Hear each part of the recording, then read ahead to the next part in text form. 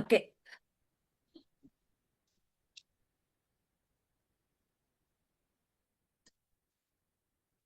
దేవునికి వందనాలు, అందరికీ వందనాలు. అక్కడ కూడి వచ్చిన ప్రతి ఒక్కరికి కూడా వందనాలు.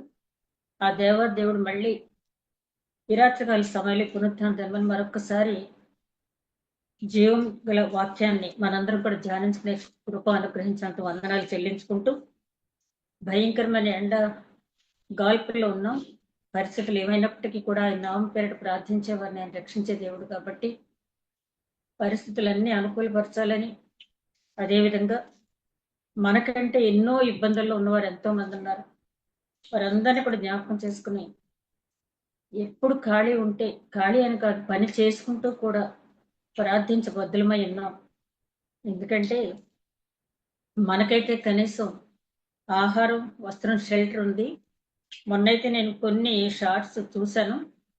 అక్కడ యుద్ధంలో చిన్న పిల్లలు 3 సంవత్సరాలు, ఇంకా చిన్నపిల్లలు ఇంట్లో ఇద్దరుంటే ఒకళ్ళు చనిపోతే ఆ చనిపోయిన పిల్లాడు ఏమయ్యాడో తెలియక పాప ఏంటి ఇంకా అన్న రావట్లేదు ఏంటని చెప్పి ఏడుస్తూ మాట్లాడే ట్రాన్స్లేట్ చేశారు వాళ్ళ లాంగ్వేజ్ నుంచి. వాళ్ళు చాలా భయంకరమైన పరిస్థితులు ఈవేళ ప్రపంచంలో ఎదుర్కొంటూ ఉన్నారు. విజ్ఞాపన చేద్దాం, దేవుని చిత్తం ఏమైతే ఉందో. నాకైతే అవన్నీ చూసిన తర్వాత ఎందుకు జరుగుతున్నాయంటే దేవుని నిర్ణయాన్ని మనం ప్రశ్నించలేం, కానీ మానవుడు చేసిన పాపాన్ని బట్టి ఇవన్నీ వస్తున్నాయని మనకు తెలుసు. అయినా మనం ప్రార్థన చెయ్యాలి కాబట్టి, రక్షణ పాత్ర చేతిపుచ్చుకుని ప్రార్థన చేయాల్సిన బాధ్యత మన మీద ఉంది కాబట్టి ప్రార్థిద్దాం. ఈరోజు మూలవాక్యం ఓబద్యా గ్రంథం ఒకే అధ్యాయం ఉంటుంది కాబట్టి ఇది ఆ ఒకే అధ్యాయంలో 6వ వచనం.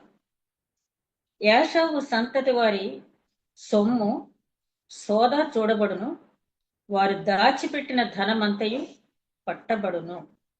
ఏశావు సంతతి వారి సొమ్ము సోదా చేయబడును, వారు దాచిపెట్టిన ధనమంతయు పట్టబడును. ప్రేమ మేడం మా తండ్రి ఇంతవరకు క్షేమంగా కాపాడి నేను మమ్మల్ని సజీవ లెక్కలు ఉంచి దేవుని నామమునకు స్తుతి అర్పించుకునే భాగ్యం దయచేసినందుకు వందనములు తండ్రి.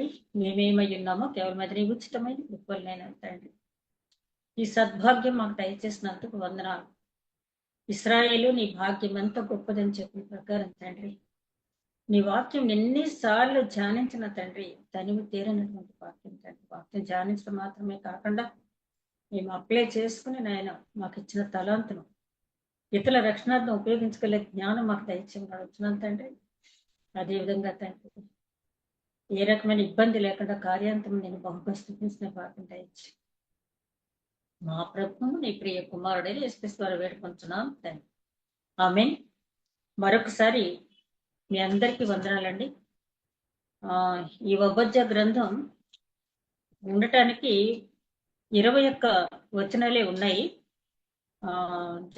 4 ప్రశ్నలు ఉంటాయి దీంట్లో. 670 మాటలు ఈ అధ్యాయం అంతా ఉన్నాయి. ఈ కాలం గురించి చాలా మంది సందిగ్ధంలో ఉన్నారు. కొంతమంది అయితే రాసిన కాలం క్రీస్తు పూర్వం 899 అని, కొందరైతే క్రీస్తు పూర్వం 851 849 మధ్యలో అని చెప్పి, ఏదేమైనప్పటికీ మన కాలం ప్రాముఖ్యం కాదు, కానీ ఆ ప్రవక్త ద్వారా దేవుడు ఆ రోజు ఏం చెప్పించాడు ఎదోమీయులకి, ఈ రోజు మనతో ఏం మాట్లాడుతున్నాడు అన్న అంశమే మనకు ముఖ్యం కాబట్టి కాలం సంగతి వదిలేద్దాం. అలాగే ఓబద్యా అంటే దైవ సేవకుడు, యెహోవా సేవకుడు అని అర్థం. ఓబద్యా గురించి కూడా ఏ రకమైనటువంటి ఇన్ఫర్మేషన్ మనకి ఎక్కడ కూడా స్టడీ బైబిల్లో కానీ క్రిటిసిజం బుక్స్ లో కానీ ఎక్కడ కూడా ఆయన దగ్గర నుంచి ఆయన గురించి అంటే ఆయన వంశావళి కానీ ఏది కూడా లేదు.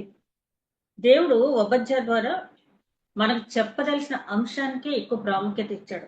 ఒక భక్తుడు అంటాడు ఓబద్యా ప్రవక్త గురించి ఆయన రాసిన గ్రంథాన్ని గురించి చెప్తూ, ఇది ఒక అణుబాంబు లాంటిది. అంటే అణుబాంబు చిన్నగా ఉన్నా దాని పని ఎంతగా ఉంటుందో మనకు తెలుసు కాబట్టి కేవలం 21 వచనాల్లో ఓబద్యా గారు చాలా ముఖ్యమైనటువంటి అంశాలు చెప్పారు కాబట్టి దాని మీద మనం కేంద్రీకృతం దృష్టి అని చెప్పి చెప్పడం జరిగింది.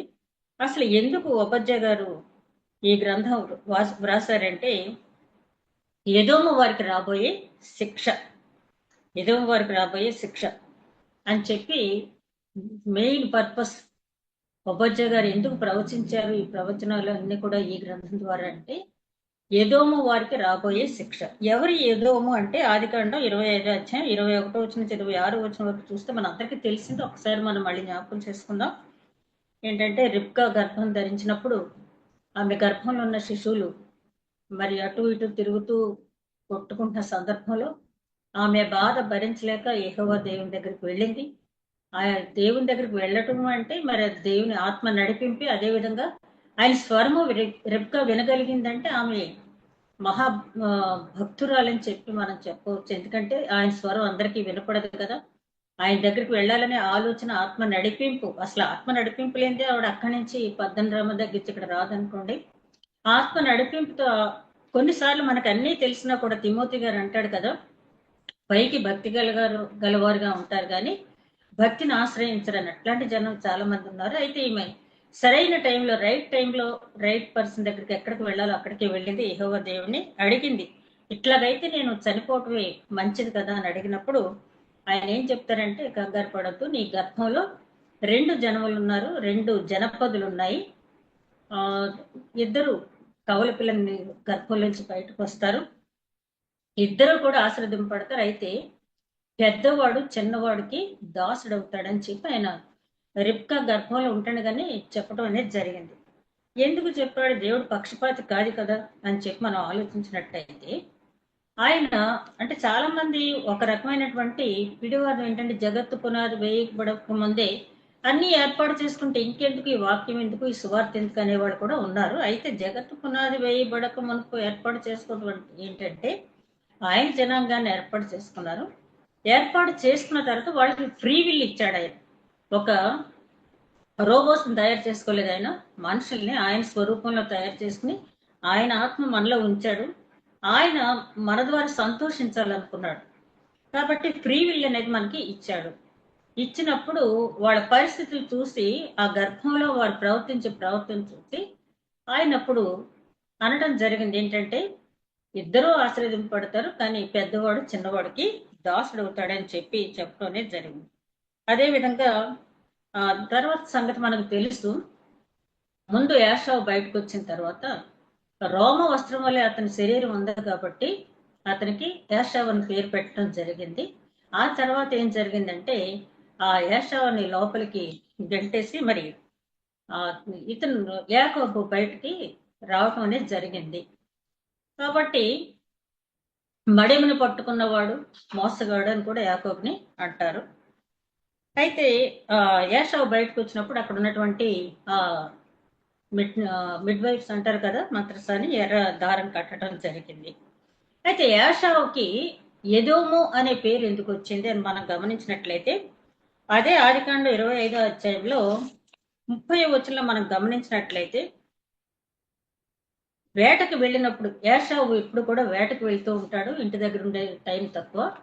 వేటకి వెళ్ళి వేటాడి అలిసిపోయి వచ్చిన టైంకి తమ్ముడు యాకోబు కలగూర వంట ఆకుకూర అని ఒక దగ్గర ఉంది, కొంతమంది ఏమో చిక్కుడుకాయల కూర అని చెప్పంటే, ఏదేమైనా కూడా ఎర్రని కూర కర్రీ చూసేటప్పటికి యాషావుకి ఆకలి పుట్టింది. ఒక్కొక్కసారి మనకి ఆ వచ్చే సువాసన బట్టి ఆకలి ఎక్కువగా మన నోట్లో లాలాజలం అనేది మనకి ఇదవుద్ది కదా. అలాగా ఆ కూర చూడగానే దానికి ఆకర్షితుడయ్యి తమ్ముడిని అడిగాడు. అడిగితే తమ్ముడు ఏం చేశాడంటే, నేను కర్రీ ఇస్తాను, నేను వండుకున్న కూర ఇస్తాను, కానీ నీ జ్యేష్ఠత్వం నాకు ఇస్తావా అని చెప్పి అడిగాడు. అడిగినప్పుడు మరి పెద్దవాడు కదా, ఆలోచించాలి కదా. నా ప్రాణమే పోయిన తర్వాత నాకు జ్యేష్ఠత్వం ఉండి ఏం చేస్తుంది, నాకు ఆ కర్రీ ఇచ్చేసాయి, కూర ఇచ్చేసాయి అని తన జ్యేష్ఠత్వాన్ని ఇచ్చేస్తానని చెప్పి ప్రమాణం చేశాడు. ఇక్కడ మనం ఆలోచించాల్సింది ఏంటంటే, జ్యేష్ఠత్వం ఇచ్చివేయటం అంటే అది ఆ రోజుల్లో పెద్ద కొడుకు యాజకుడుగా పరిగణించేవారు. తండ్రి తర్వాత పెద్ద కుమారుడే యాజకుడు ఇంటికి. అంటే యాజక స్థానాన్ని వదిలేసుకున్నాడు. జ్యేష్ఠత్వం అనేది చాలా ప్రాముఖ్యమైనటువంటి అంశం. అంటే దేవుడు పరీక్షిస్తాడు, ఏదైనా ఒక పని ఎవరికైనా అప్పగించేటప్పుడు సామర్థ్యంతో చేస్తాడా లేదా. ఇక్కడ నిగ్రహ శక్తి లేదు యాషావుకి. కాబట్టి అందుకని ఆయన మనకంటే బాగా ముందుగా ఆలోచించగలవాడు. తల్లి గర్భంలో పిండంగా ఉంటాడు కానీ ప్రతి ఒక్కళ్ళ గురించి ఆయనకు తెలుసు కాబట్టి ఆ ఆయన ముందుగానే రిబ్కాతో చెప్పడం జరిగింది. అలాగే ఈ ఆ ఎర్రని వంటకం గురించి ఇతను జ్యేష్ఠత్వాన్ని అమ్మేసుకున్నాడు. ఆ తర్వాత 27వ అధ్యాయం 28, 29 వచనాలు చూస్తే ఆదికాండం, యాకోబు ఇస్సాకును మోసగించి దీవెనలు పొందాడు. దీనికి కూడా నేను రిబ్కా క్యారెక్టర్ చెప్పేటప్పుడు చాలా దానికి నేను వివరణ ఇచ్చాను. ఎందుకంటే అదంతా కూడా దేవుని ప్రణాళిక. ఎందుకంటే గోత్రకర్తలు యాకోబు గర్భం నుంచి రావాలి కాబట్టి ఆ ఆ దీవెనలు యాషావుకు ఉన్నా కూడా అది నిలబెట్టుకునే, ఎందుకంటే చెంచుల మనస్తత్వం ఉన్నవాడు కాబట్టి ఆ దీవెనలు యాకోబుకే రావాలి కాబట్టి అది దేవుని ఏర్పాటు. ఆ తర్వాత 27వ అధ్యాయం 41వ వచనం చూస్తే యాషావు యాకోబు మీద పగ పెంచుకున్నాడు. అదే 27వ అధ్యాయం 45వ వచనం చూస్తే రిబ్కా అంటది యాకోబుతో, నువ్వు దూరంగా వెళ్ళు, మీ అన్న నీ మీద పగపట్టి ఉన్నాడు, తర్వాత రమ్మని చెప్తాడు. యాషావు ఏమనుకుంటాడంటే, సరే ఎక్కడికి వెళ్తాడు వెళ్ళని, నా తండ్రి వృద్ధుడయ్యాడు కదా, ఎట్లాగో కార్యక్రమం చేయటానికి నా తమ్ముడు వస్తాడు కదా, అప్పుడు నా పగ తీర్చుకుంటాను అంటూ ఇదంతా కూడా రిబ్కా వింటది. సహజంగా ఆ ఇద్దరు బిడ్డల్ని పోగొట్టుకోవటం ఎందుకని చెప్పి అది చాలా కష్టమైన పని. ఏ కుమారుని అయితే రిబ్కా ప్రేమించిందో ఆ కుమారుని దూరంగా పంపించింది. ఆ తర్వాత ఆ వెళ్ళిన కుమారుడికి కష్టమే, పంపించిన తల్లికి కూడా అది కష్టమే.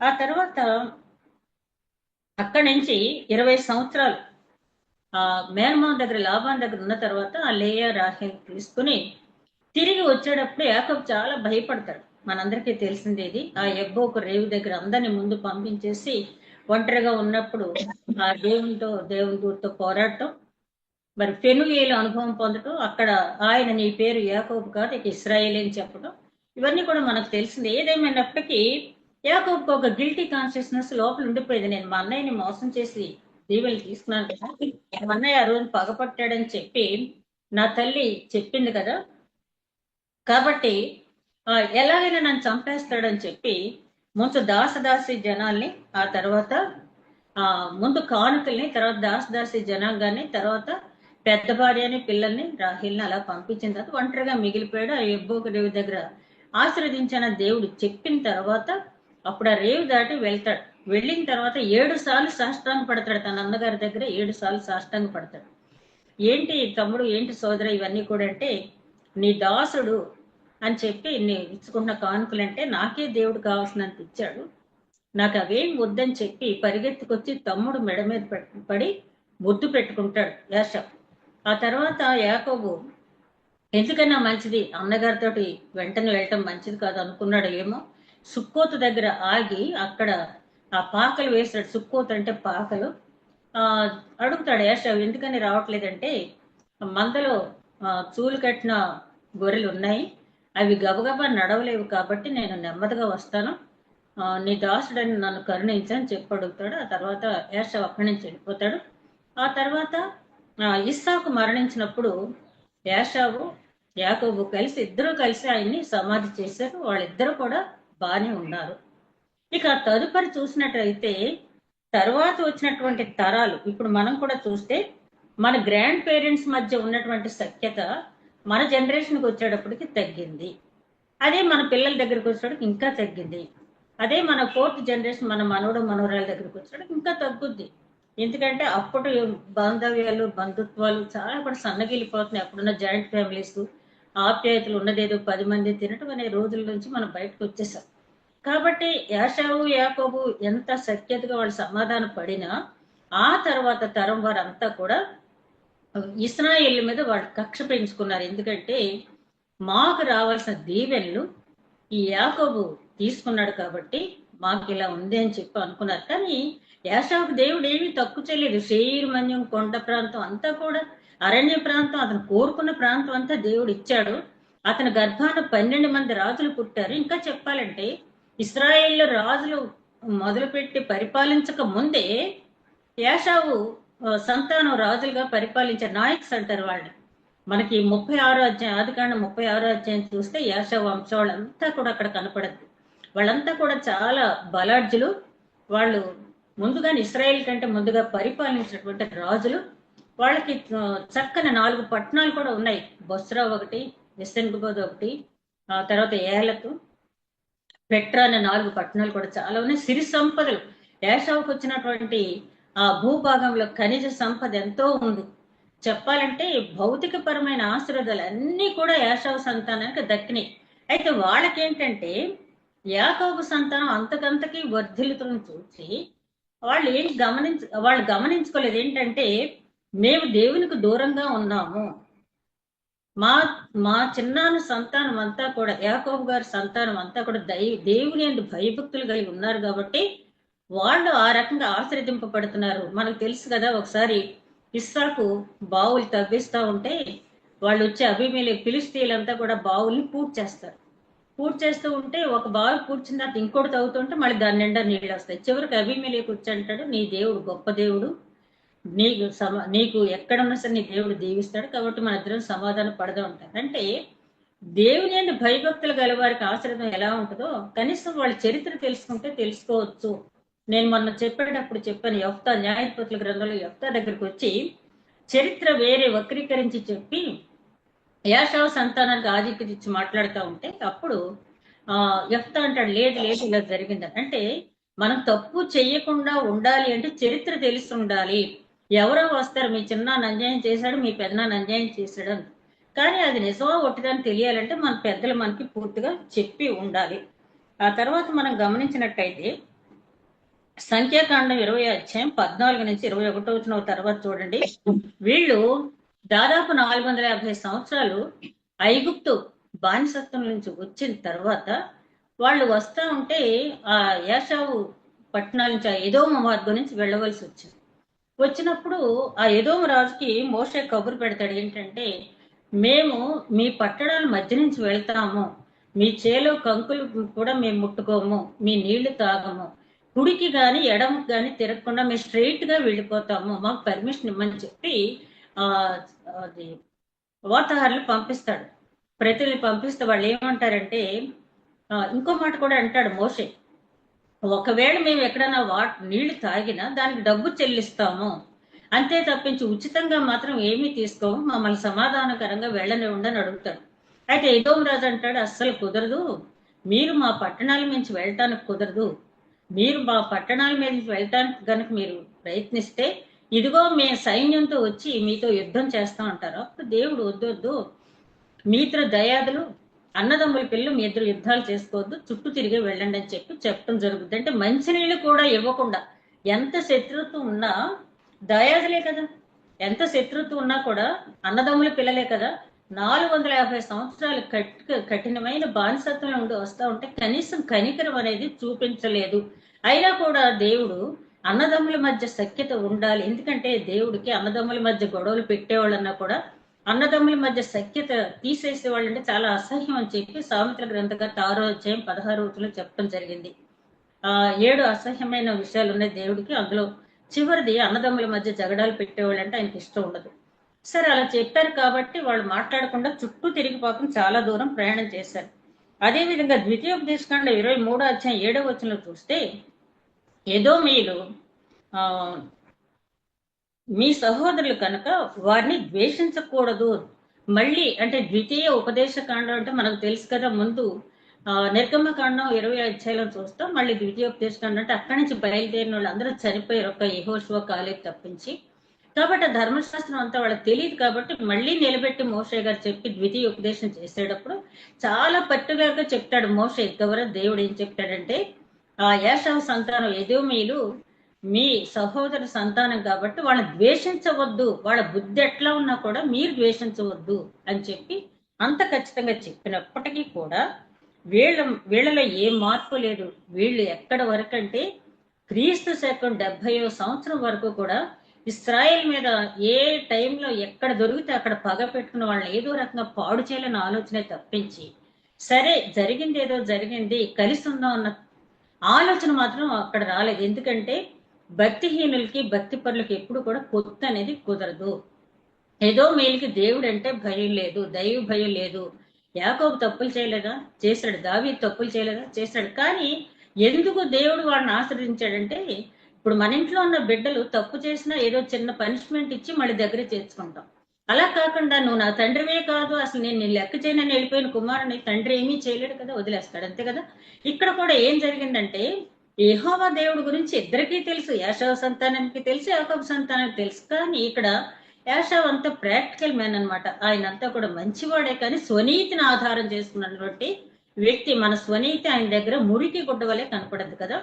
ఆ యాషావు ఎక్కడ కూడా తప్పేం చేయలేదు, అంతా మంచివాడే. కానీ దేవుని యందు భయభక్తులు లేనటువంటి వ్యక్తి. దేవుడంటే తెలిసి, దేవుడు తన పితరులకు చేసిన మేళ్ళన్నీ కూడా తెలిసి, దేవుడంటే భయభక్తులు లేకుండా జీవించినటువంటి వ్యక్తి యాషావు. అందుకనే ఆ ఎదోమీయులకు దేవుడు ఎప్పటికప్పుడు హెచ్చరిస్తూ ఉంటాడు. మిగతా అన్యజనుల కంటే కూడా ఎదోమీయుల్ని ఎన్నిసార్లు హెచ్చరించాడంటే ఆయన, ఎందుకంటే వాళ్ళు నాశనం అయిపోవటం ఆయనకి ఇష్టం లేదు.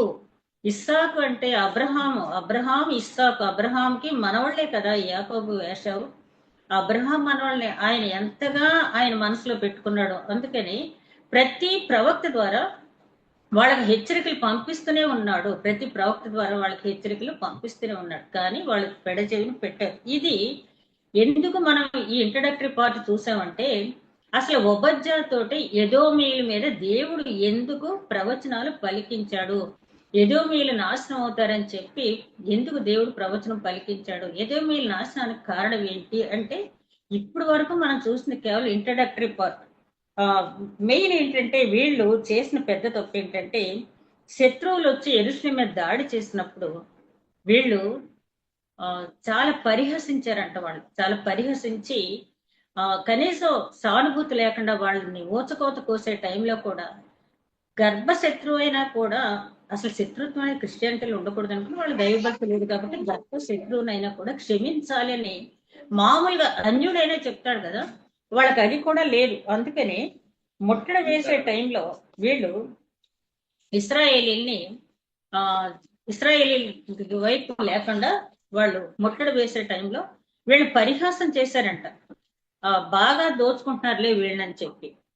అందుకని దేవుడికి ఇక వీళ్ళని ఎన్నిసార్లు నేను క్షమించినా కూడా వీళ్ళకి బుద్ధి అనేది రాదు అని చెప్పి ఆయన డిసైడ్ అయిపోయి ఒబజ్జా ప్రవక్త ద్వారా ఇక వాళ్ళకి జరగబోయే తీర్పు అనేది చెప్పటం అనేది జరిగింది.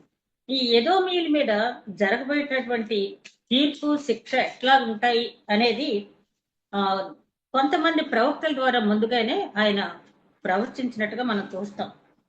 ఎవరు ఆ ప్రవక్తలు ఏం ప్రవచింప చేశారని మీరు తర్వాత దాన్ని చదవండి. ఎందుకంటే అవన్నీ కూడా ఎక్కువ వచనాలు ఉంటాయి, అవన్నీ కూడా ఇక్కడ రిపీట్ అవుతాయి మళ్ళీ ఒబజ్జాలో. కాబట్టి దాంట్లో జిస్ట్ మాత్రం నేను చెప్తాను. ప్రవక్త అని యెషయా రాసిన గ్రంథం 34వ అధ్యాయం 5వ వచనం నుంచి 14వ వచనం వరకు. ప్రవక్త అని యెషయా రాసిన గ్రంథం 34వ అధ్యాయం 5వ వచనం నుంచి 14వ వచనం వరకు. అక్కడ సారాంశం ఏంటంటే, ఒక ప్రతిదండన దినం అనేది వస్తుంది. ఎదోమీయుల మీద దేవుడు ప్రతిదండం చేస్తాడు. అప్పుడు ఆ పట్టణాలన్నీ కూడా నిర్జనం అయిపోతాయి. అక్కడ గోడబాతులు, ఏవో జంతువులు నివసించడానికే ఉంటాయి.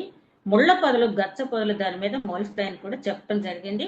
అదే విధంగా యెషయా గ్రంథం 63వ అధ్యాయం 1 నుంచి 7వ వచనం మనకు సాధారణంగా లెంటెన్ డేస్ లో ఈ వాక్యాలు చెప్తూ ఉంటారు. నాకు ఇప్పుడు ఈ ఒబజ్జా గ్రంథం స్టడీ చేసేటప్పుడు ఈ అధ్యాయం నాకు బాగా అర్థమైంది. ఏంటంటే, జయశీలిగా అంటే శత్రు సంహారం చేసి వచ్చినటువంటి దేవుడిని అక్కడ మనం చూస్తాం. ఆయన వస్త్రాలన్నీ కూడా ఎర్రటి డాగులు పడి ఉన్నాయంటే అక్కడ బొస్రా నుంచి వచ్చే ఈయన ఎవరని చెప్పి అది పెద్ద అధ్యాయం. అది అంటే యెషయా ప్రవక్త ద్వారా ఏం తెలియచేశాడంటే, నిర్జనం అయిపోద్ది, ఎదోమీయుల నివాస ప్రాంతాలు ఉండవు, వాళ్ళకి చేసే ప్రతి దండం నేను చేస్తానని చెప్పి ఆయన చెప్పాడు. ఈ బొస్రా అనేది వీళ్ళకి ఉన్నటువంటి 4 పట్టణాల్లో చాలా ప్రాముఖ్యమైనటువంటి పట్టణం. ఈ బొస్రా అనే ప్రాంతానికి గొర్రెల దొడ్డి అని అర్థం. అక్కడ ప్రతిదండన చేశాడు, బలి అర్పించాడు. ఆ బొస్రాని గురించి అక్కడ చెప్పిన సందర్భం అది. ఈ బొస్రాని ఎదోము రాజు అయినటువంటి యోబాబు పరిపాలించాడు. ఆ తర్వాత ఇర్మియా ప్రవక్త ద్వారా చెప్పిన మాట మీరు తర్వాత పూర్తిగా చదవండి. 49వ అధ్యాయం 7వ వచనం నుంచి 22వ వచనం వరకు ప్రవక్త ఇర్మియా ద్వారా వీళ్ళ మీద పలికినటువంటి ప్రవచనం, ఎదోమీయుల మీద పలికినటువంటి ప్రవచనం. 49వ అధ్యాయం ఇర్మియా గ్రంథం 49వ అధ్యాయం 7 నుంచి 22వ వచనం వరకు సారాంశం చూస్తే, వీళ్ళంటే జ్ఞానాన్ని ఆధారం చేసుకున్నారు. తేమాను, మాది తేమాన్ దేశంలో ఉన్నటువంటి వారు. తేమాన్ అంటే ఎవరూ కాదు, యాషావు జ్యేష్ఠ కుమారుడు ఎలీఫజు, ఎలీఫజు కుమారుడు తేమాను. అంటే యాషావుకి మనవుడు తేమాను. ఈ తేమాను వాళ్ళకున్న గర్వం ఏంటంటే మేము జ్ఞాన సంపద అంతా మా దగ్గర ఉందని చెప్పి వాళ్ళు విర్రవీగుతూ ఉంటారు. ఆ జ్ఞానం అనేది నేను రక్షించడానికి అక్కడికి రాదు అని చెప్పి ఆయన ఏమంటాడంటే, నీ జ్ఞానం ఏమైంది? కొండ శిఖరాన్ని ఇల్లు కట్టుకున్నాను, గూడు కట్టుకున్నాను, నువ్వు గర్విస్తున్నావేమో, అక్కడి నుంచి కూడా నేను పడదోస్తాను అన్నాడు. అంతే కదా. 139వ సంకీర్తనలు దావీదు మహారాజు ఏమంటాడు? నేను సముద్ర గర్భంలోకి వెళ్ళినా నీవు అక్కడ ఉన్నావు, నేను కొండ శిఖరాన్ని ఉన్నా కూడా నువ్వు అక్కడ ఉన్నావు, నీకు మరుగైన స్థలం ఏదీ లేదు అని చెప్పి అక్కడ చెప్పడం అనేది జరిగింది. అదేవిధంగా జ్ఞానం అనేది రెండు రకాల జ్ఞానం అనేది మన లోకంలో ఉందని మనకు తెలుసు కదా. ఈ రెండు రకాల జ్ఞానం, ఈ రెండు విధాలైనటువంటి జ్ఞానాల గురించి మనం ఆలోచించినట్లయితే, యాకోబు పత్రిక 3వ అధ్యాయంలో మనం గమనించినట్లయితే ఈ రెండు రకాలైనటువంటి జ్ఞానముల గురించి అక్కడ చెప్పటం అనేది జరిగింది. పైనుండి వచ్చే జ్ఞానము, అదే విధంగా లోక సంబంధమైన జ్ఞానం గురించి ఒకసారి ఎవరు తీస్తే చదవడం. యాకోబు పత్రిక 3వ అధ్యాయం 15వ వచనం నుంచి ఈ జ్ఞానము పైనుండి దిగి వచ్చినది కాక భూ సంబంధమైనది, ఈ జ్ఞానము ప్రకృతి సంబంధమైన దయ్యముల జ్ఞానం వంటిదినై ఉన్నది. ఏలైనగా మత్సరమును వివాదమును ఎక్కడ ఉండును అక్కడ అల్లరియు ప్రతి నీచ కార్యము ఉండును. అయితే పైనుండి వచ్చు జ్ఞానము మొట్టమొదట పవిత్రమైనది, తర్వాత సమాధానకరమైనది, మృదువైనది, సులభంగా లోబడినది, కనికరంతోనూ మంచి ఫలములతోనూ నిండుకొనినది, పక్షపాతమైనను వేషధానదై ఉన్నది. నీతి ఫలము సమాధానము చేయవారికి సమాధానమందు విత్తబడును.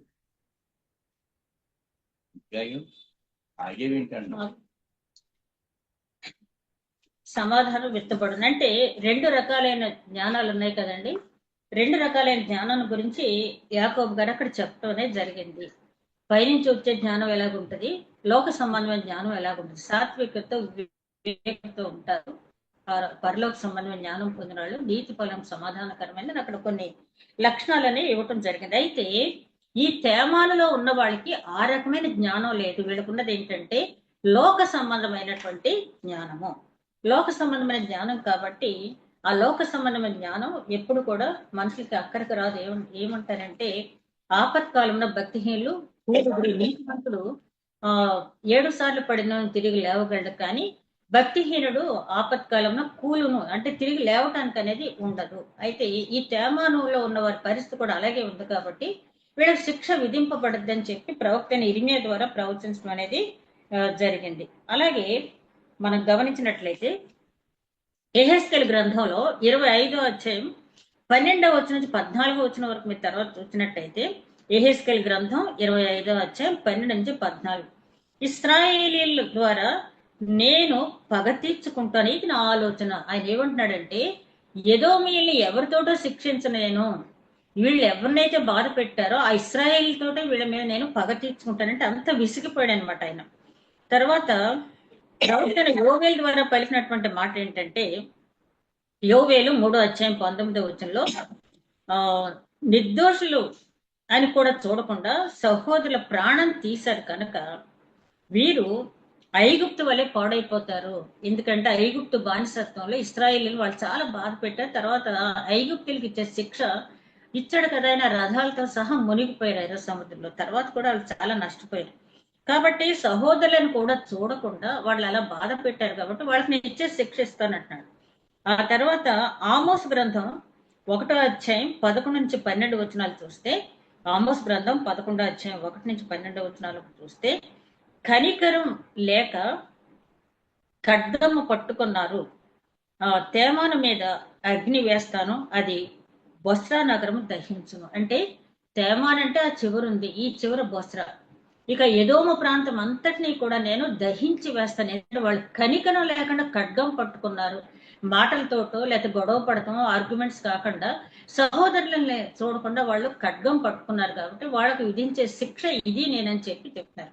మీ తర్వాత గమనించినట్టయితే ఇప్పుడు ఈ ప్రవక్తలు పలికినటువంటి ప్రవచనాలన్నీ కూడా ఇక్కడ ఒబద్య గారు మళ్ళీ తిరిగి ప్రవచిస్తున్నారు. ఎందుకంటే దేవుడు శిక్ష విధించే ముందు ఎవరికైనా సరే ఆయన ఎందుకు శిక్ష విధిస్తున్నాడు అనే మాటని చెప్పకుండా ఆయన శిక్ష అనేది విధించడు. ఇప్పుడు అదే అనుసరించి మన న్యాయస్థానం కూడా ఒక దోషికి శిక్ష విధించేటప్పుడు ఆ దోషి చేసినటువంటి తప్పు ఏంటని చెప్పి అప్పుడు శిక్ష విధిస్తారు. న్యాయస్థానం కూడా ఇక్కడి నుంచే తీసుకోబడింది కాబట్టి దేవుడు ఎప్పుడైనా సరే ఒక వ్యక్తిని శిక్షించేటప్పుడు పాపపు తప్పుదల అంటాం కదా, అది ఒప్పుకున్న తర్వాత నువ్వు చేసిన తప్పు ఇది, నువ్వు మారు మనసు పొందలేదు, పశ్చాత్తాపడలేదు కాబట్టి ఒక కాలం చూశాను ఇక చాలు అనుకున్నాను, నీకు శిక్ష విధిస్తున్నానని చెప్పి ఆయన శిక్ష విధిస్తాడు. కాబట్టి ఇక ఇక్కడ ఆయన పలుకుతున్నటువంటి మాట ఇక 1వ వచనం నుంచి మనం చూసినట్లయితే, ఒబజ్జా కలిగే దర్శనం ఎదోము గురించి ప్రభువుకు యెహోవా సెలవిచ్చినది, యెహోవా యొద్ద నుండి వచ్చు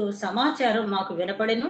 ఎదోము మీద యుద్ధము చేయదము లెండని జనమును రేపుటకై దూత పంపబడి ఉన్నాడు.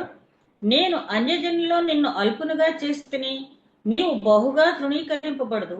అత్యున్నతమైన పర్వతం మీద ఆసీనుడివై ఉండి కొండ సందుల్లో నివసించువాడా, నన్ను క్రిందకు పడద్రోయగలవాడెవడని అనుకునివాడా, నీ హృదయపు గర్వం చేత నువ్వు మోసపోతివి.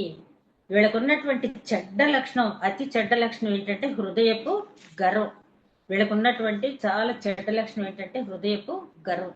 ఈ గర్వం గురించి ఆలోచించినప్పుడు మొట్టమొదటిగా మనకు గుర్తొచ్చేది ఏంటంటే, దేవుని సముఖంలో ఉండి కూడా నిత్యము దేవుని చూస్తూ ఉండి కూడా ఏం చేసింది లూసిఫర్ గురించి మనం ఆలోచించినప్పుడు, ఎంతో చక్కటి స్థానంలో ఉండి ఆ స్థానాన్ని పోగొట్టుకున్న వైనాన్ని మనం చూసినట్టయితే 14వ అధ్యాయం యెషయా గ్రంథం 14వ అధ్యాయం 12వ వచనం నుంచి ఒకసారి చదవండి. యెషయా గ్రంథం 14వ అధ్యాయం 12వ వచనం. తేజో నక్షత్రం వేకువ చుక్క, నీవెట్లా ఆకాశం నుండి పడితివి, జనములను పడగొట్టిన నీవు నీలమట్టు వరకు ఎట్లా నరకబడితివి. నేను ఆకాశం నాకు ఎక్కిపోయేదను, దేవుని నక్షత్రంలోకి పైగా నా సింహాసనం హెచ్చింతును, ఉత్తర దిక్కున సభా పర్వతం మీద కూర్చుందును, మేఘమండలం మీదకి ఎక్కుదును, మహోన్నతులతో నన్ను సమానంగా చేసుకొందును అని నీవు మనసులో అనుకుంటివి కదా. నీవు పాతాళమునకు నరకములో ఒక మూలకు త్రోయబడితివే. Thank you madam. అంటే ఇంకా చివరిది కూడా అక్కడ లూసిఫర్ గురించి చెప్పినటువంటి మాటలే. ఎంత గొప్ప భాగ్యం, నిత్యము కూడా దేవుని ముఖ దర్శనం చేసినటువంటి గొప్ప భాగ్యం అటువంటి ఆ లూసిఫర్ ఆ ప్రధాన దూత ఏమనుకుంది, ఆకాశ మండల పైన నా సింహాసనం వేసుకుంటాను, ఆ సభా పర్వతం మీద నేను ఆసీనుడవుతాను, దేవునితో సమానంగా ఉంటాను అని పైకి అనలేదు, మనసులో అనుకున్నాడు. మన జాగ్రత్తగా చూసినట్టయితే మనసులో అనుకుంది. అప్పుడు హృదయాలోచనలు ముందుగానే తెలిసిన దేవుడు కాబట్టి వెంటనే దానికి లూసిఫర్కి విధించవలసిన శిక్ష విధించడం అనేది జరిగింది. అంటే గర్వ హృదయం అనేది మనిషికి, చాలా మంది పైకి చాలా వినయంగా కనపడతారు. నాకు ఒక 40 years పై నుంచి ఒక విశ్వాసి, ఒక లేడీ నాకు తెలుసు, మాట చాలా వినయంగా, అసలు ఈవిడ ఇలా ఎంత ఒబీడియంట్ గా ఉంటుంది అన్నట్టుగా ఉంటుంది. కానీ పరికించి చూసి పరిశీలిస్తున్నట్టయితే ఆవిడకు ఒక హృదయ గర్వం అనేది, ఆ హృదయ గర్వం అనేది చాలా మందికి పైకి కనపడదు. కానీ వాళ్ళతో పరిచయం ఉండి కొంచెం మనం అనాలిసిస్ చేయగలిగినట్టయితే వాళ్ళ హృదయ గర్వం అనేది బయటపడుతుంది. దేవుడు ఎప్పుడు కూడా ఒకరికి శిక్ష ఇచ్చాడు అంటే వాళ్ళ హృదయ గర్వాన్ని బట్టే ఇస్తాడు తప్పించి మరొకటి కాదు. ఈ హృదయ గర్వం గురించి మనం ఆలోచించినప్పుడు మొట్టమొదటిగా మనకు గుర్తొచ్చేది తేజో నక్షత్రం లూసిఫర్. ఎందుకంటే దేవుని దగ్గర నుంచి, దేవుని సముఖ నుంచి పడద్రోయబడింది. ఇక అంతకంటే శిక్ష ఉంది. ఆ తర్వాత చూసినట్టయితే ఉజ్జియా రాజును గురించి మనకు తెలుసు, ప్రవక్త అయిన యెషయా గ్రంథంలో చూస్తాం. ఆయన ఎన్నో మంచి పనులు చేస్తాడు, దేవుడు ఎంతగానో ఆశ్రయించాడు. ఏదంటే అది, ఏ కోరితే అది, ఏ ప్రాజెక్ట్ చేసినా కూడా ఆయన చాలా సక్సెస్ఫుల్ గా చేయడం దేవుడు కృప చూపించాడు. ఇదంతా అయిన తర్వాత ఆయన గురించి చెప్పబడిన మాట ఏంటంటే, యూదారాజుల గ్రంథాల తర్వాత మనకు చూడండి ఉజ్జియా గురించి మనకు చాలా బాధ వస్తుంది ఆయన గురించి చదివినప్పుడు.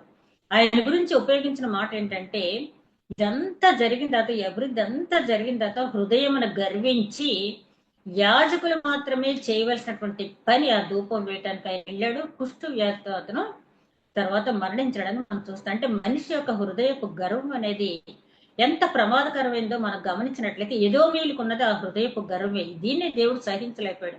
తర్వాత నెబుకద్నెజరు రాజు గురించి మనందరికీ తెలుసు, చాలా గొప్ప రాజు. అసలు ప్రపంచంలో హ్యాంగింగ్ గార్డెన్స్ అలాగే చాలా గొప్ప పనులు చేశాడు ఆయన.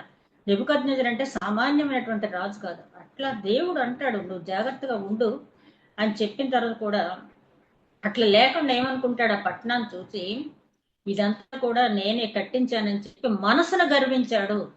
ఉజ్జయ ఏమో హృదయంలో గర్వించాడు, నెబుకద్నెజరేమో మనసును గర్వించాడు. గర్వించేటప్పటికి వెంటనే దేవుడు చెప్పాడు కదా, వెంటనే వెంటనే ఏం చేశాడు, ఆయన్ని పశువులాగా మార్చి మేత మేసినట్టు వెళ్ళాడు. ఆ తర్వాత 7 సంవత్సరాల తర్వాత మారు మనసు పొంది వెనక్కి వచ్చాడు అనుకోండి. కాబట్టి ఎదోమీయులకి దేవుడు శిక్ష విధించడానికి ముఖ్యమైన కారణం ఏంటంటే గర్వం. ఈ గర్వం అనేది నాశనానికి ముందు నడుస్తుంది. గర్వం అనేది నాశనమునకు ముందు. ఏ వ్యక్తి అయినా కూడా పతనం అయిపోవటానికి కారణం ఏంటంటే గర్వం. మన సంఘాల్లో చూస్తాం కదా, మన కళ్ళ ముందే చాలా చక్కగా ఎదిగి ఏంటి ఇలాగ అయిపోయారు అనుకుంటాం. ఆ గర్వం అనే దేవుడు మాత్రమే తెలుసు మనకు. ఒకవేళ ఆడు వినయంగా ఉన్నట్టు మనకు తెలిసిన వాళ్ళ హృదయ గర్వం అనేది, వాళ్ళ మనసు ఆలోచనలు అన్నీ కూడా ఆయనకే తెలుసు. ఆ తర్వాత మనం గమనించినట్లయితే 5వ వచనం నుంచి మనం గమనించినట్టయితే యెహోవాకు చోరులే గాని రాత్రి కన్నం వేయవారే గాని నీ మీదకి వచ్చిన ఎడల తమకు కావలసినంత మట్టుకు దోచుకుందరు కదా. ద్రాక్ష పండ్లు ఏరు కాలముని ఎద్దుకు వచ్చిన ఎడల పరిగె ఏరుకుని వారు కొంత ఉండనిత్తురు కదా. నిన్ను చూడగా నీవు బొత్తిగా చెడిపోయి ఉన్నావు. ఏషావు సంతతి వారి సొమ్ము సోదా చూడబడును, వారు దాచిపెట్టిన ధనమంతియు పట్టబడును.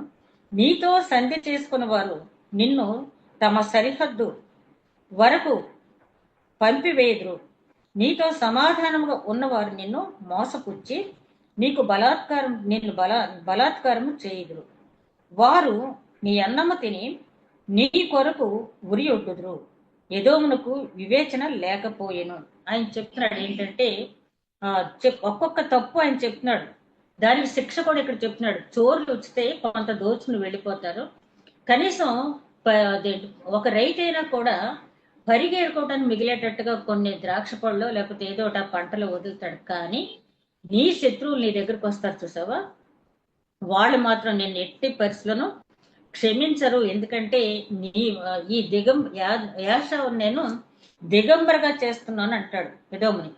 దిగంబరగా చేయటం అంటే ఇక ఏమీ లేదు అతని దగ్గర, మొత్తం తుడిచిపెట్టుకుని వెళ్ళిపోద్ది అనమాట. అంటే దేవుడు తీసుకునే దేవుడు ప్రతిదండన చేస్తే దేవుడు మన వైపు పాజిటివ్ దృక్పథంలో కాకుండా ఇంకో రకంగా మనం చూస్తే మరి ఏ రకంగా ఉంటుందో చూడండి. చాలా పిల్లలు ఆడుకుంటూ ఉంటారు, నాలో ఇంకో కోణం ఉంది, నా ఇంకో రకంగా చూడొద్దు అంటారు.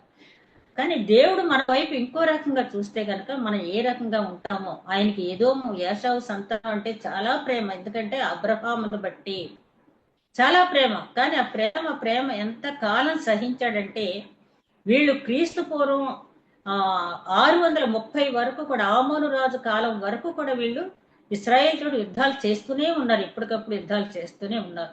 అందుకని నేను అంటున్నాడు, ఇక నిన్నెవరు కూడా రక్షించేవాళ్ళు అనేవాళ్ళు లేరు.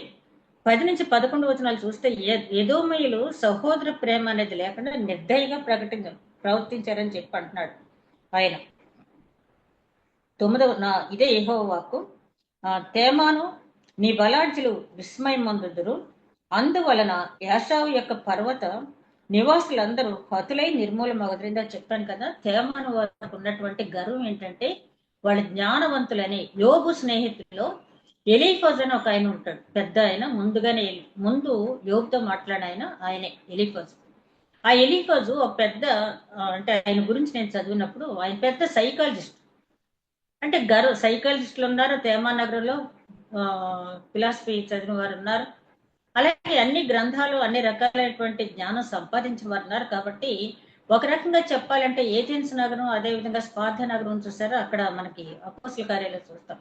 అక్కడ ఉన్నటువంటి ఆ గర్వం, అక్కడ ఉన్నటువంటి ప్లాటో, అరిస్టాటిల్ వీళ్ళందరూ ఉన్నారు కదా, సోక్రటీస్, ఆ రకంగా వీళ్ళు ఫీల్ అవుతున్నారంటే ఇక మమ్మల్ని ఎవరు కూడా జయించేవాళ్ళు లేరు. ఎందాక అనుకున్నాం కదా, భక్తిహీనులు ఆపత్కాలంలో కూలుదురు, నీతిమంతుడు 7 సార్లు పడినను లేచును. అంటే లేపుతాడు దేవుడు. మనలో నీతి అనేది ఉంటే ఒకవేళ మనం పడిపోయినా, తప్పిపోయిన కుమారుడు బుద్ధి వచ్చినప్పుడు దేవుని వైపు తిరిగినప్పుడు లేపాడు, తండ్రి దగ్గరికి పంపించాడు. కానీ వీళ్ళకి అవకాశం అనేది లేకుండా పోయింది.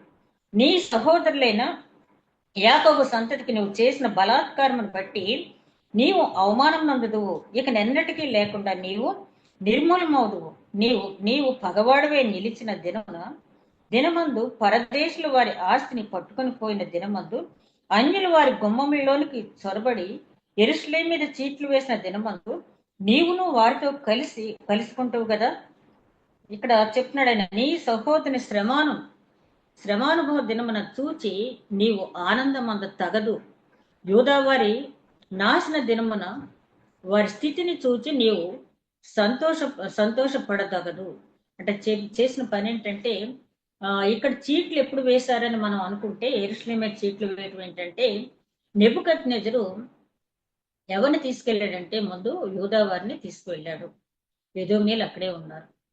వీళ్ళు ఏం చేస్తున్నారంటే, ఐగుప్తు బానిసత్వానికి వీళ్ళు సహోదరులు వెళ్ళిపోయినప్పుడు సంతోషించారు, మళ్ళీ బబులోను బానిసత్వానికి వాళ్ళు వెళ్ళిపోయేటప్పుడు కూడా చాలా సంతోషించారంట. సంతోషించిన తర్వాత అక్కడ ఉన్నటువంటి అన్య జనాంగం వచ్చి వదిలిపెట్టినటువంటి ఆస్తి, బబులోనుకు వెళ్ళేటప్పుడు యూదులు వదిలిపెట్టినటువంటి ఆస్తిని నాకు ఇది అని చీట్లు వేసుకుంటా ఉంటే, అయ్యో వీళ్ళు మా సహోదరులు కదా, వీళ్ళ ఆస్తిలో చీట్లు వేసుకుంటున్నారు, 70 సంవత్సరాల తర్వాత వాళ్ళు వస్తారని దేవుడు చెప్పాడు కదా, ఒకవేళ ఎప్పుడు వచ్చినా కూడా వాళ్ళ ఆస్తి ఉండాలి కదా అనుకుంటా ఆ చీట్లు వేసుకునే దాంట్లో వీళ్ళు కూడా జత కలిపి ఆ చీట్ల భాగంలో వీళ్ళు కూడా వేశారండి. దేవుడు ఎంత అంటాడు కదా 50వ సంకీర్తన తర్వాత మీరు చూడండి, నువ్వు ఎన్ని చేసినా నేను మాట్లాడకుండా మౌనంగా ఉన్నాననే కదా నువ్వు ఎన్ని పాపాలు చేస్తున్నావు, కానీ ఒక దినమున నిన్ను ఎదురుగా నిలబెట్టి నీ పాపములన్నిటినీ నీ ఎదురు పెట్టి నేను గద్దిస్తానంటాడు 50వ సంకీర్తన. అలాగా ఒక్కొక్కటి దేవుడు చెప్తూ ఉన్నాడు.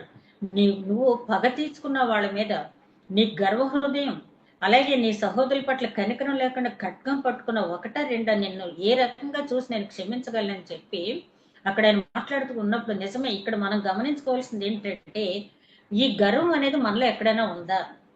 అలాగే ఈ పగ తీర్చుకుంటా నీ పని కాదు నేను తీర్చుకుంటానన్నాడు. జీవం గల దేవుని చేతిలో పడటం మహాభయంకరం అని తెలుసు మనకి. ఆ పగ తీర్చిన పని ఆయనకే వదిలిపెట్టాలి. ఆయన ఏమంటున్నాడు, ఇశ్రాయేలీలను ఉపయోగించి నేను పగ తీర్చుకుంటానంటున్నాడు, లేకపోతే ఇంకొక రకంగా తీర్చుకుంటాడు, అది ఆయనకు వదిలేండి. పగ అనేది క్రైస్తవులుగా మనకు అనేది ఉండకూడదు. అదే విధంగా శ్రమ దినమున మన సహోదరులు శ్రమ పడేటప్పుడు మనం సంతోషించినట్టయితే అదేమవుద్ది, చివరికి ఆ దేవుని దృష్టి మన వైపు తిరగొచ్చు కదా. వాళ్ళు శ్రమ పడుతున్నప్పుడు ఒకవేళ మనం సంతోషించినట్టయితే దేవుని దృష్టి మన వైపు తిరగవచ్చు. సామెతల గ్రంథం 24వ అధ్యాయం 17-18 వచనాలు చూస్తే, నీ శత్రువు పడినప్పుడు సంతోషింపకము, వాడు తొట్టిల్లున్నప్పుడు నీవు మనసును ఉల్లసింపకము. యెహోవా అది చూచి అసహ్యించుకుని వాని మీద నుండి తన కోపం త్రిప్పుకునేమో. చాలా భయంకరమైన విషయం కదా ఇది. సాధ్యంగా మనల్ని చాలా ఇబ్బంది పెట్టిన వాళ్ళు ఇబ్బంది పడుతున్నప్పుడు కొంతమంది అంటారు, మొన్న ఒక భక్తుడు చెప్తున్నాడు ఏంటంటే, ఇద్దరు క్రిస్టియన్సే, ఒక ఆయన తమ్ముడికి యాక్సిడెంట్ అయితే హాస్పిటల్లో ఉన్నాడంట. ఆయన ఫ్రెండ్ పలకరించడానికి వచ్చాడంట. అతన్ని వచ్చిన వాడు చూసి అంటున్నాడంట, వీడికి ఇలా కావాల్సిందే, ఒకప్పుడు నన్ను ఇలా ఇబ్బంది పెట్టాడు అన్నాడంట. అప్పుడు ఆయన అన్నాడంట, అసలు నువ్వు క్రైస్తవుడువేనా? నువ్వు శ్రమ దినమున నీ సహోదరుని చూసి నువ్వు సంతోషిస్తున్నట్టయితే దేవుడు తన కోపం నీ వైపు తిప్పుతాడని చెప్పాడు కదా. ఎందుకు అట్లాంటి ఉగ్రతలో నువ్వు పడుతున్నావు? నువ్వు నా స్నేహితుడు అట్లాంటి ఉగ్రతలో పట్టడం నాకు ఇష్టం లేదు, నీ మనసు మార్చుకొని చెప్పి అనటం అనేది జరిగిందండి. చాలా మందికి ఇద్దరు అనరు, కానీ వీళ్ళే తీర్పులు తీర్చేస్తూ ఉంటారు. పలానా రోజు నాకు అలా జరిగింది కదా, నన్ను అలా చేశారు కదా, అందుకనే దేవుడు వీళ్ళకి ఇలా చేశాడు. దేవుని మనసు మనకు తెలుసా? మనకు తెలియదు. అలా చేసిన దానికల్లా ప్రతీకారం చేయాలంటే మనకు దేవుడు ఎన్నో చేయాలి కదా. కాబట్టి అసలు అది తీర్పు తీర్చడం నీ పని కాదని మత్తయి సువార్త 7వ అధ్యాయం 1వ వచనంలో చెప్పడం జరిగింది. ఒకళ్ళు నువ్వు తీర్పు తీస్తే 4 వేలు నీ వైపు చూపిస్తాయి. కాబట్టి అది మన పని కాదు. కానీ వీళ్ళు ఏం చేశారంటే, చీట్లు వేసే దగ్గర ఉన్నారు, సహోదరులను కనికరం లేకుండా వాడు చేసినటువంటి పనులు ఒక్కొక్క పని మనం చూసినట్టయితే, నా జనుల ఆపద్దినమున నీవు వారి గుమ్మములలోనికి చొరబడదగదు, వారి ఆపద్దినమున నీవు సంతోషపడుతూ వారి బాధను చూడతగదు, వారి ఆపద్దినమున నీవు వారి ఆస్తిని పట్టుకున తగదు, వారిలో తప్పించుకుని వారిని సంహరించుటకు అడ్డత్రోవుల్లో నీవు నిలవతగదు, శ్రమ దినమున అతనికి శేషించిన వారిని శత్రువుల చేతికి అప్పగించతగదు. ఇవన్నీ కూడా వీళ్ళు చేసిన పనులు. వాళ్ళు నెబుకద్నెజరు వీళ్ళని తీసుకెళ్ళటానికి వచ్చినప్పుడు వీళ్ళు తప్పించుకుంటున్న వాళ్ళంట వీళ్ళు ఏం చేశారు, సహోదర ప్రేమ లేకుండా కనీసం వీళ్ళు ఎక్కడ దాచిపెట్టకపోయారు, కానీ వీళ్ళు ఏం చేశారంట, ఎవరన్నా తప్పించుకుని ఏ కొండ చాటునో గుట్ట చాటునో తక్కుంటే ఆ శత్రువులకి వీళ్ళని తీసుకెళ్లి అప్పచెప్పారంట, కనీసం సహోదర ప్రేమ లేకుండా. ఒకసారి మనం పరిశీలించుకుందాం. అంటే ఇక్కడ కూర్చున్న మనం ఎవ్వరం కూడా అట్లాంటి మనస్తత్వం ఉన్నవాళ్ళం కాదు. అసలు మనసులో కూడా అలాంటి ఆలోచన మనకి కొత్త నిబంధన ఏం చెప్తుందంటే, ఓల్డ్ టెస్ట్మెంట్ లో క్రియ చేస్తేనే మనకు శిక్ష, న్యూ టెస్ట్మెంట్ లో ఆలోచన మనకు వస్తే శిక్ష. కాబట్టి అసలు ఆలోచనే మనకు రావద్దు అంటున్నాడు. ఇప్పుడు ఎప్పుడో ఎదోముకి ప్రవచింపజేశాడు ఒబద్య ద్వారా. ఈ రోజు మనం ఎందుకు ఈ గ్రంథాన్ని చదువుతున్నామంటే, ఈ రోజు దేవుడు ఈ గ్రంథం ద్వారా మనతో ఏం మాట్లాడదలుచుకున్నాడు, ఇందులో ఉన్న అవలక్షణాలన్నీ మనలో లేకపోవచ్చు, ఏదో ఒకటో రెండో ఎప్పుడైనా ఒకవేళ వస్తే ఈ గ్రంథాన్ని గుర్తు చేసుకుని మనం, ఎవరి ఎక్సెప్షన్ లేదు ఇందులో, ఈ గ్రంథాన్ని గుర్తు చేసుకుని ఆ రోజు ఎదోము గురించి దేవుడు తీర్పు తీర్చినప్పుడు ఇట్లా చెప్పాడు కదా, అసలు ఇట్లాంటి ఆలోచనే నా మనసులో రాకూడదు, దేవా క్షమించని చెప్పి మనం అడిగినట్టయితే క్షమించే దేవుడు. ఒక్కసారి 21 వచనాలు కూడా ఒబద్య గ్రంథం ఒక్కొక్క వచనం, నేను ఇందాక అన్నాను కదా అణుబాంబు లాంటిది ఇది అని చెప్పి, ప్రతి ఒక్క అంశం కూడా మన జీవితాలకి అన్వయించుకోదగింది. వారి ఆపద్దినమును నీవు సంతోషించుతూ వారి బాధను చూడతగదు, వారి ఆపద్దినమును నీవు ఆస్తి పట్టుకున్న తగదు, వారిలో తప్పించుకున్న వారిని సంహరించుటకు అడ్డత్రోవల్లో నీవు నిలువ తగదు, శ్రమ దినమున అతనికి శేషించిన వారిని శత్రువుని చేతికి అప్పగింప తగదు. యెహోవా దినము అన్య జనులందరి మీదకి వచ్చుచున్నది, అప్పుడు నీవు చేసినట్టే నీకును చేయబడును. ఇక్కడ చూడండి, అన్యజనులు అందరి మీదకి వస్తుంది, అప్పుడు నీకు కూడా వస్తుంది అంటున్నాడు. ఏంటి దేవుడు అన్యజనులని ఏషావు ఎదోమీయులను ఎందుకనలేదు దేవుడు అంటే, ఆయన ఇప్పటికీ కూడా వాళ్ళని అన్యజనులు అనుకోవట్లేదు. వాళ్ళు అన్ని తప్పులు చేసినా కూడా, ఒకవేళ మన బిడ్డ మన ఇంటికి దూరంగా వెళ్ళి అనేక తప్పులు చేసినా వాడు నా బిడ్డ కాదనం, ఆ బిడ్డలో మారుమనసు రావాలని ప్రార్థన చేస్తామే తప్పించి, మిగతా వాళ్ళకి పడిన శిక్ష నా బిడ్డ కూడా పడాలని ఏ తల్లి ఏ తండ్రి కూడా అనుకోరు. ఎల్షద్దాయి ప్రేమ, దేవుడు ఇక్కడ తల్లి తండ్రి ప్రేమ కంటే కూడా ఎక్కువ అగపే ప్రేమ చూపిస్తున్నాడు. అందుకని ఇన్ని తప్పులు వీళ్ళు చేసిన సహోదర ప్రేమ అనేది లేకుండా గర్వంతో, బలాత్కారంతో, పగతో ఎన్ని తప్పులు వీళ్ళు చేసినప్పుడే ఇంకా వీళ్ళని అన్యజనుల్లో ఆయన లెక్కించట్లేదు. వాళ్ళు తప్పిపోయినా లెక్కించట్లేదు. నీవు చేసినదే నీ నెత్తి మీదకి వచ్చును, నా పరిశుద్ధమైన కొండ మీద త్రాగినట్లు అన్యజనులందరూ నిత్యము త్రాగుదురు, తాము ఇక ఎన్నడూ ఉండని వారైనట్లు వారేమీ మిగలకుండా త్రాగుదురు. ఈ త్రాగటం అంటే ఏంటంటే ఇక్కడ ఉగ్రత, అంటే దేవుని ఉగ్రత. ఆ ఉగ్రత పాత్రలను మనం తాగక ముందే మనకి రోమిలకు రాసిన పత్రికలు ఉంటుంది కదా, ఉగ్రత నుంచి తప్పించుకోవటానికి దేవుడు టైం ఇస్తున్నాడు. ఆ ఉగ్రతను తప్పించుకోవాలని భయం లేదా మీకు అంటాడు పౌలు గారు రోమిలకు రాసిన పత్రిక 2వ అధ్యాయం. ఎంత టైం ఇచ్చినా కూడా అన్యులు సరే వాళ్ళకి అసలు యెహోవా దేవుడు అంటే తెలియదు, ధర్మశాస్త్రం తెలియదు, వాళ్ళు దేవుని మాట విన్నా కూడా వాళ్ళు లెక్క చేయలేదు. ఫరో ఏమన్నాడు, యెహోవా ఎవడు అన్నాడు. అట్లాంటి జనాంగం ఇంకా ఉన్నారు మన దేశంలో. కాబట్టి వాళ్ళు ఉగ్రత పాత్రలో తాగితే సరే, నీకన్నీ తెలుసు, నీ పితరుడు అబ్రహాము, నీ తండ్రి ఇస్సాకు, నీకెందుకు ఇట్లాంటి అని చెప్పి నువ్వు అన్యుడు కాకపోయినప్పటికీ కూడా, నువ్వు అన్యుల కంటే ఘోరమైన పని నువ్వు చేసినా కూడా నేను నిన్ను అన్యుల్లో ఇంకా లెక్క పెట్టట్లేదని చెప్తున్నాడు ఆయన. తాము ఇక ఎన్నడూ ఉండని వారైనట్లు వారేమీ మిగలకుండా త్రాగుదురు. అయితే సియోనుకు ప్రతిష్ఠిత మగును, తప్పించుకున్న వారు దాని మీద నివసించరు. యాకోబు సంతతి వారు తమ స్వాస్థ్యంలో స్వతంత్రించుకుంటారు. అయితే ఇక్కడ 17 వచనం నుంచి వాళ్ళకి రాబోయే దీవెళ్ళనే చెప్తున్నారు. అంటే ఇప్పుడు వీళ్ళు ఏమయ్యారంటే, ఆ బబులోను చెరని తప్పించుకున్నారు, ఐగుప్తు చెరని తప్పించుకున్నారు, ఆమోను రాజు వరకు కూడా వీళ్ళు ఇష్టానుసారంగా ప్రవర్తించారు. ఇంకా చెప్పాలంటే హెరోదు రాజు కూడా ఎదోమీయుడే. హెరోదు ఏం చేశాడు, బలాత్కారానికి ప్రతీక అయిన యేసుక్రీస్తు పుట్టక ముందే ఆయన పుట్టాడని తెలిసిన వెంటనే ఆయన సంహరించాలని చూశాడు. తర్వాత యూదుల్ని సంతోష పెట్టాలని చెప్పి యాకోబుని చంపించేయటం జరిగింది. పేతును కూడా చంపించేయాలని అనుకున్నాడు, కానీ దేవుని ప్రణాళిక లేదు కాబట్టి ఆయన తప్పించబడ్డాడు. ఇట్లా హేరోదు అంటే ఎదోమీయుడు. ఎదోమీయులు మనం మత్తయి సువార్తలో ఒక అధ్యాయంలో చూస్తాం. వీళ్ళు ఏంటంటే కైసరుకు పన్నివ్వాలా వద్దని అడగటానికి దేవుని యేసుక్రీస్తుని శోధించడానికి వెళ్ళిన బ్యాచ్ లో ఈ ఎదోమీయులు కూడా ఉన్నారు. కాబట్టి వీళ్ళు ఎప్పుడు కూడా వీళ్ళ తత్వం ఏంటంటే ఎదుటి వాళ్ళని శోధించే మనస్తత్వం, ఎంతకాలమైన బుద్ధి రానటువంటి మనస్తత్వం. కాబట్టి ఇక నేను ఇచ్చిన ఛాన్స్ అంతా మీరు పోగొట్టుకున్నారు, అన్ని జనులతో పాటు మీరు ఆ ఉగ్రత పాత్రలను మీరు త్రాగవలసిందని చెప్పి 17వ వచనం నుంచి ఆయన ఏం చెప్తున్నాడంటే, అయితే సియోను కొండ ప్రతిష్ఠ మగను తప్పించుకున్న వారు దాని మీద నివసింతురు, యాకోబు సంతతి వారు తమ స్వాస్థ్యమును స్వతంత్రించుకుందరు. అంటే ఒబజ్జా ప్రవక్త ఎప్పుడో క్రీస్తు పూర్వం చెప్పినటువంటి మాటలు మనకిప్పుడు ఎప్పుడు నుంచి మొదలైన నెరవేరటం అనేది 1948లో ఇజ్రాయెల్ స్వాతంత్రం వచ్చిన దగ్గర నుంచి, మే 14th స్వాతంత్రం వచ్చిన దగ్గర నుంచి ఎక్కడెక్కడికో చెదిరిపోయిన వాళ్ళంతా వచ్చారు.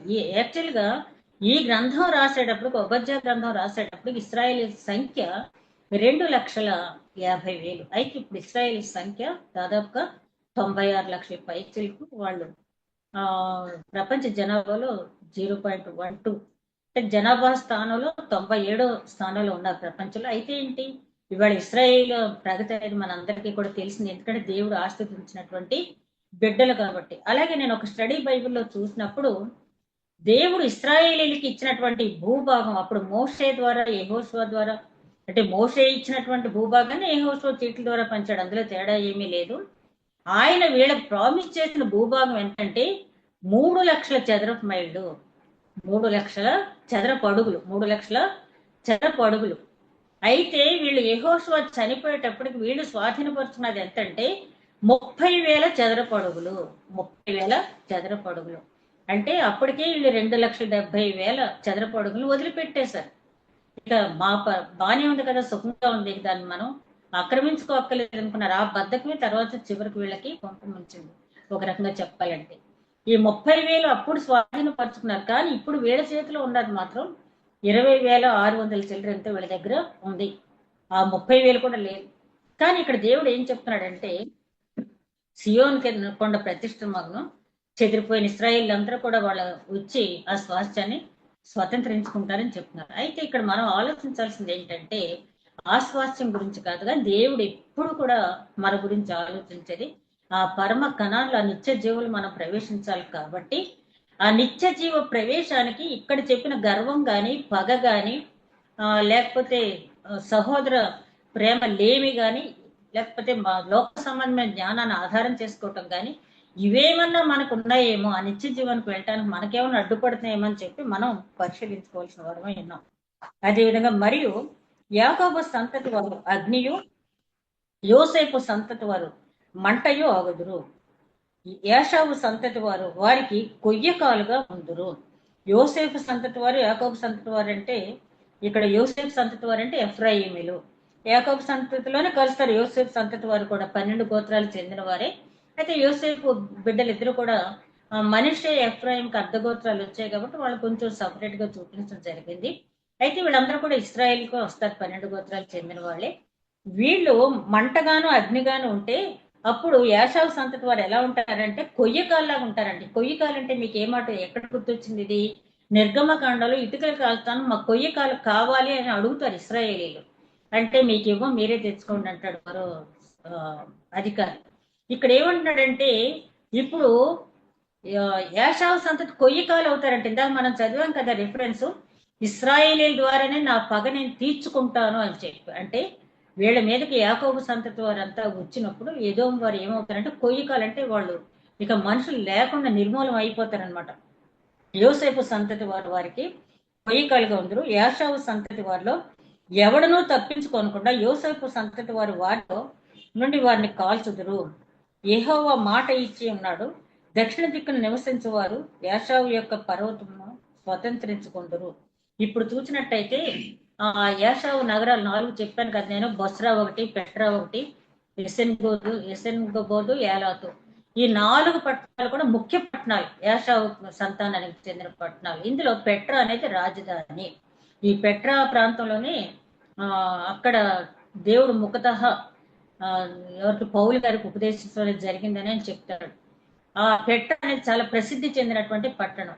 ఈ 4 పట్టణాలు కూడా ఎందుకు అంటే, పట్టణాలు ఉన్నాయి, వీళ్ళు ఏం చేశారంటే వాళ్ళ సహోదరులు ఐగుప్తుకు వెళ్ళినప్పుడు వాళ్ళ స్థలాలు కూడా వీళ్ళే ఆక్రమించుకున్నారు. అలాగే వీళ్ళు మళ్ళీ బబులోను వెళ్ళినప్పుడు కూడా వీళ్ళు రారులే అని చెప్పి గొప్ప నివాసాలు కట్టేసుకున్నారు.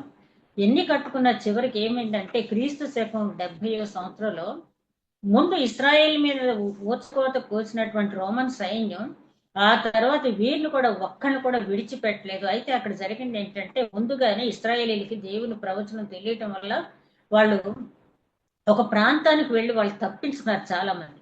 ఆ జుట్ట అరణ్య ప్రాంతానికి ఇంకా కొన్ని ప్రాంతాలకు వెళ్ళి తప్పించుకున్నారు. దేవుని ప్రవచనాన్ని వాళ్ళు విన్నారు, గౌరవించారు, ఆచరించారు కాబట్టి వాళ్ళు తప్పించుకున్నారు.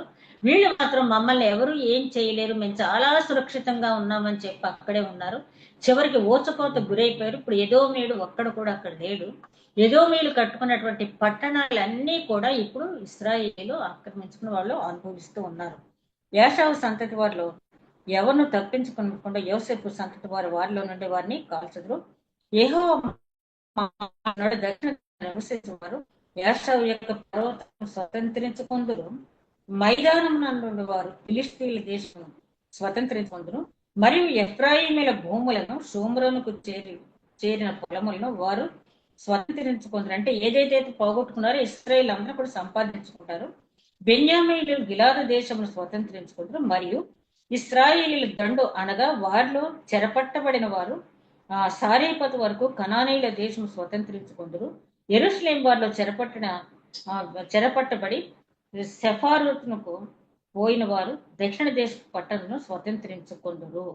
ఇక్కడ వరకు మనం చూసినట్టయితే వీళ్ళన్ని పోగొట్టుకున్న ప్రాంతాలని మళ్ళీ స్వతంత్రించుకుంటున్నారు అంటున్నారు. అయితే మనం ఇక్కడ గమనించాల్సింది ఏంటంటే మనం రక్షణ పొందిన తర్వాత విశ్వాసగా మన యాత్ర కొనసాగించేటప్పుడు విశ్వాస యాత్రలో ముందు ప్రారంభించిన దశలో ఉన్నటువంటి విశ్వాసంలో మనం ఏమేమి పోగొట్టుకున్నాము అని మనం ఒక్కసారి స్వపరీక్ష వాక్యం ద్వారా మనం చేసుకుని దేవుని సన్నిధిలో మోకరించి ప్రార్థించి మళ్ళీ వాటిని మనం పొందుకోవాలి. ఈ భౌతిక పరమైనది మనం ఎన్ని సంపాదించినా నరునాయుషు 70 సంవత్సరాలు అధిక బలం ఉంటే 80 సంవత్సరాలు. ఈ మధ్యకాలంలో చూస్తున్నాం చాలా చిన్నవాళ్ళకే హార్ట్ అటాక్లు వచ్చి పోతున్నారు.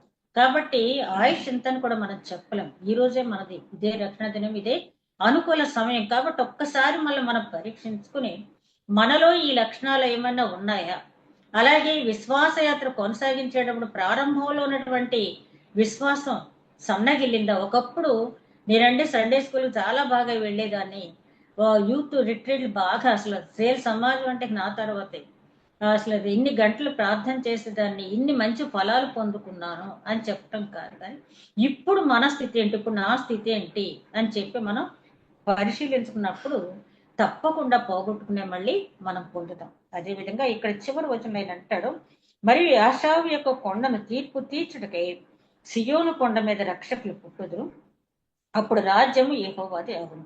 ఇక్కడ రక్షకులు అంటే న్యాయాధిపతులు. యాషావు కొండ మీద తీర్పు తీర్చడానికంటే ముందు నడుచుతున్న గొర్రె పిల్లగా ఆయన వచ్చినప్పుడు తీర్పు తీర్చలేదు. ఈ రెండో రాకడ గురించి కూడా ఒబద్య ద్వారా ప్రవచింప చేశాడు దేవుడు. అంటే యాషావు కొండకు తీర్పు. ఇక్కడ యాషావు యాకోబు అన్నప్పుడు మనం గమనించాల్సింది ఏంటంటే ఎల్గారు చెప్తారంటారు కదా, అలాగా యాషావు అంటే భక్తిహీనులకు ప్రతీక, యాకోబు అంటే దేవుని అని భయభక్తులు కలిగిన వారు. ఆ తీర్పుకి వెళ్లకుండానే, ఆ ధవళ సింహాసనం దగ్గరికి మనం తీర్పుకు వెళ్లకుండానే ముందుగానే మనం మన రక్షణ కొనసాగిస్తూనే లోకాన్ని విడిచిపెట్టినట్టయితే ఆ తీర్పు నుంచి మనం తప్పించుకుంటాం.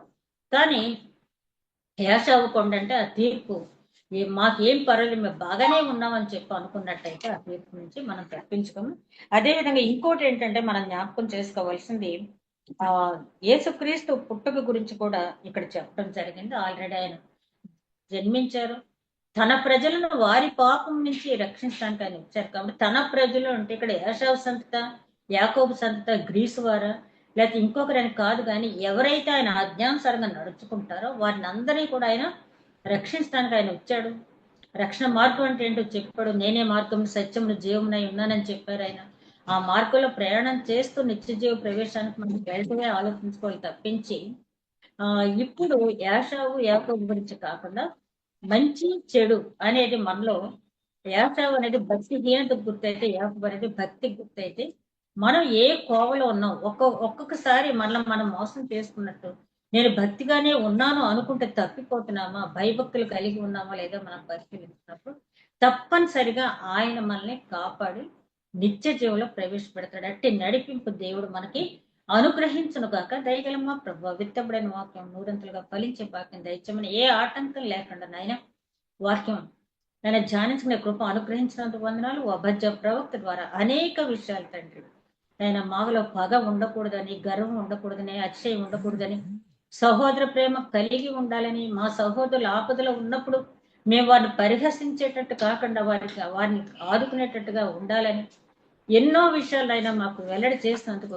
వందనాలు. అన్నీ తెలుసు కానీ తండ్రి కొన్ని సమయాల్లో లోకం వైపు చూసిన ఆయన మేము తప్పిపోతున్న సందర్భంలో నాయన మా చెయ్యి విడువకు తండ్రి, మా చెయ్యి విడువకు తండ్రి, మా చెయ్యి పట్టు నడిపించు తండ్రి. చివరి క్షణం వరకు తండ్రి మా చేతి నీ చేతిలో ఉంచి నడిపించమని మా ప్రభువును నీ ప్రియ కుమారుడని యేసుక్రీస్తు ద్వారా వేడుకుంటున్నాం తండ్రి. ఆమేన్.